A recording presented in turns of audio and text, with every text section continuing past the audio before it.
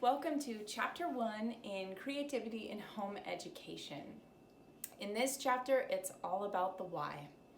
So, just in case, you may be thinking, why am I educating my children at home? Because they're making me, and that's okay. But what I hope to do is share some reasons why our family chose to do this, and then give you a little assignment to help you think about your why. So the reason you need to know your why is that it's part of what's going to help you push forward and endure when things get tough. And believe me, they will. So even if you have been sort of forced into this, I hope to give you a perspective and ideas about what this could be. So for our family, I came to my husband when our children were very young, not even school age, and I said, what do you think about homeschooling? And we did not know very many people at all at that time who were homeschooling, and so he thought that was a really weird idea. He said, well, I went to public school and I turned out fine. So I just realized, okay, it's not the time. But my husband worked long days and we had two very young children, and so I needed structure in our day in order to make those long days feel just a little bit shorter. So we began to structure our days with things like Bible stories and little finger play songs and washing our hands and snack, and then, different little activities, reading, learning the alphabet and their sounds, playing little games. But basically I would just have a general rhythm and structure to the day so that they knew what to expect and so that I knew what to expect. And as we started doing this, it was amazing how quickly, the kids could memorize Bible verses so easily. And they could even memorize parts of stories. And then they began learning their letter sounds and sounding out words. And my husband was watching all this thinking, what is happening? What are you doing with them? And I said, well, I'm just, we're just trying to pass the time. But during that season, as my husband and I began to pray and ask God and watch, God did an amazing thing. He began to show us that in His Word, He said, go and make disciples of all nations. Go and make disciples. And I thought about that and I thought, okay, well, how did Jesus make disciples? Well, He was with them. He was with them all the time. He gave them His time. He gave them His attention. He fed them. We tend to think of that as sort of a silly thing, but it's important because He met physical needs that they had, which gave Him credibility when it came to the spiritual truths of the kingdom. And then also He told them wonderful stories that taught kingdom principles. He told them of a kingdom that was nothing like anything they'd ever seen.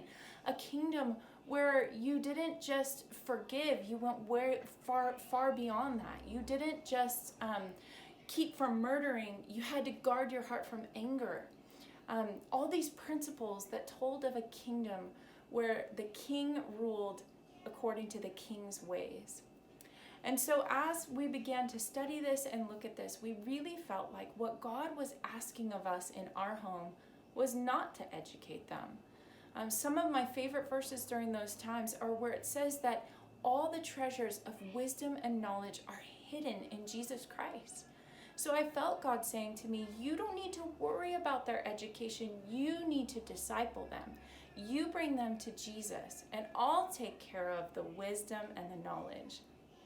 Also, we loved that verse, seek first the kingdom of God and His righteousness, and all the other things will be added to you. And we felt God saying, if you will bring your kids to Jesus and teach them through Him about the ways of the kingdom, then I'll take care of all the other things they need to know in order to accomplish their purposes in that kingdom. And so as we began to pray about this, God gave us a vision for something that didn't look like anything we had seen before. We really wanted to take away that idea we had about education and what it looked like, and sitting down in front of a desk and a workbook and knowing all their multiplication facts, even though, of course, we taught them that. But really, we wanted our primary focus to be the discipleship of their heart. Especially, all the kids are very different in personality and and in their strengths and weaknesses. And as I saw this, I began to see that I had kids who were really gifted in very different things, but their gifts were given to them. But God said to me, you look after their character, because the whole world is going to, try and hone in on what they're good at and use them for what they might be able to accomplish in that area of great strength. But my job was to take a step back and to worry about their character.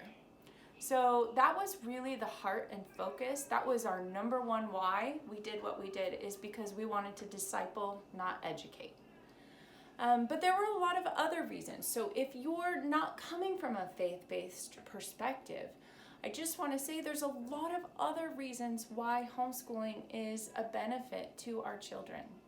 So some of the other reasons we had were that we looked at young children who would go to school and sit in front of a desk for many, many hours and then come home with homework, and we just didn't want that for our kids. We had seen numerous studies that show how children learn the best through play, through interaction, through song, through music, through creativity, and we didn't want that to be stolen from them. We wanted them to love to learn. We believe that this world belongs to our God and it was created by Him, and that they would learn about Him by learning about what He created. And so another reason we wanted to have our kids at home with us is because obviously we had some beliefs and convictions that we wanted to transfer over to them. We wanted them to see us actually living out these principles, not just talking about them. Also, we just really saw that it was an opportunity to recognize their strengths and their weaknesses in a way that wasn't available to us with them gone in a classroom all day long. So we wanted to be able to see them as an individual child and to be able to accelerate them where they were strong, and then to be able to be creative and help them in areas where they were weak. So all of these things are part of our why. So your assignment for this chapter is to take out a piece of paper, and even if you just have 5 minutes, I want you to think of your why. And it could be, you can start out with, they are making me, or my child's school isn't open. And you can start with that, and that's okay. But I want you to think about, what are some other things that might come out of this adventure? Maybe your child has a special interest, like in horses or gardening or whatever it is. And maybe you add that to your list of whys. Or maybe your child was struggling in an area and you add that to your list of whys, because it's an area where you can focus in on and give them tools in order to grow stronger in that area of weakness.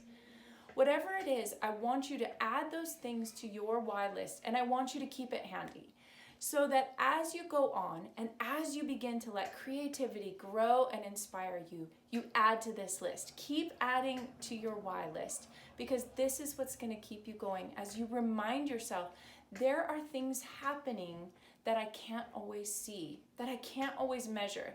Maybe they didn't get all their pages in a workbook filled out, but maybe we grew in trust. Maybe we grew in love, in relationship. Maybe we learned a song together. Maybe we created something together. These are all really important whys. So I encourage you to make your why list and keep adding to it as we go along. And I'll see you in the next chapter.